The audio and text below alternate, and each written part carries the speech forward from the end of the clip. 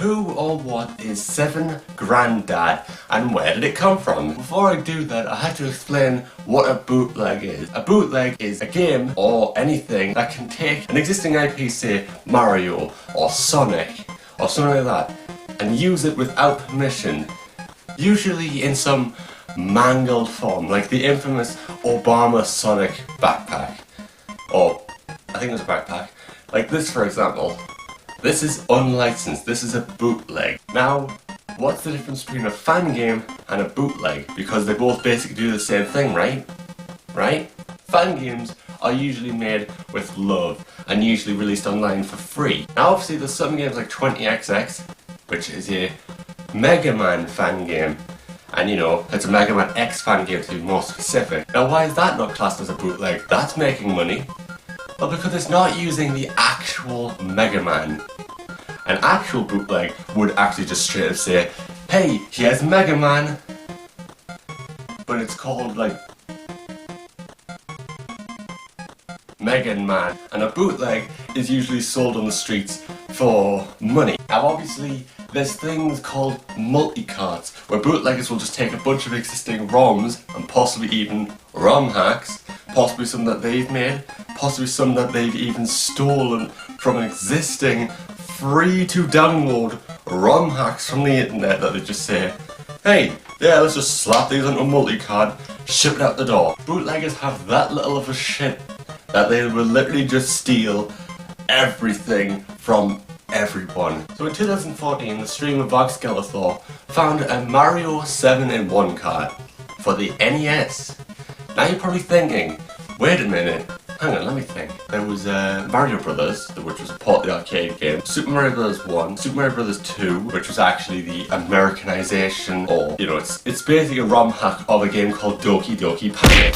Not that Doki Doki, the word Doki Doki means other things, fuck off. And then there was Mario Brothers 3, what's the other 3? And that's where it comes into play. You see, what the 7-in-1 cart does is it takes existing games and just lazily slaps in Mario's head. It would be like the equivalent of me taking Mario's head right here, slapping myself on, recoloring Mario, recoloring myself and saying, hey look, I'm Barrio.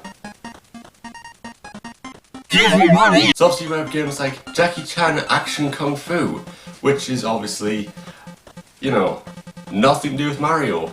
So what do? They lazily slap Mario on and call it Super Bros Kung Fu Mari. Not even Mario or just Mario, just Mari. Yeah, this happens a lot where they call him Mari or Mary. But there's a lot of other infamous bootlegs in this one particular collection. But one in particular will cement the Grandad universe. Roll the clip. Well, check it out. Granddad! Flintstones? Oh! Granddad!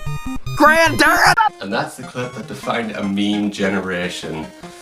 Countless fan games, well, there's not that many fan games. Countless fan art. Countless Silver Gunner, Gilver Sunner, however you want to say it, meme remixes. Now obviously Silver Gunner, Gilver Sunner, whatever, I'm just going to say Gilver Sunner. Gilver Sunner makes countless versions of this one particular Granddad song. Now obviously some people might have listened to that and thought, wait a minute, that sounds very familiar, what's that from again? Well, 7 Grandad happens to be a ROM hack of an existing NES game called The Flintstones, The Rescue of Dino and Hoppy. And that's why Fred Flintstone is even on the title. You may recognise Grandad. You may recognise this strange creature. Because of course, it's Mario! Now obviously, that's where it would probably end, right? Like, oh, it's a bootleg game. Oh, here's 7 Grandad, it's a weird recolor of Mario with a different symbol on his hat. Yeah, that's all it goes. That's as far as it goes, but no, that's not how it works. If you know anything about the internet these days, 7 Grandad is still pretty popular. Even going as far as to make fan games. Some of them actually pretty good. Holy shit, like Grandad? Not 7 Grandad, but just Grandad by Red Fire Team. that's actually way better than it has. It's way better than it has any right to be, because it's a fan game based on a bootleg based on an existing game. But then there's also Grandad Mania. What was it called again? Grandad Mania Revived or something. This particular game, it's pretty short, but it's a demo. But yeah, this one's pretty good as well. Now you may remember earlier that I said the Grandad universe. Now, obviously, many people have come to the conclusion that all of these bootleg Marios happen to be related to Grandad in some way. So all of these bootleg Marios come back to Grandad eventually. Why? And how? And who? Well, at one point, from all of these bootleg slot machines, yes, that's a thing, bootleg slot machines on the NES, one in particular had a character that was referred to on the internet as Fortran, which, if I remember correctly, is like an outdated coding language. I think Fortran is a coding language, but that's not exactly what this Fortran means. Here's Fortran.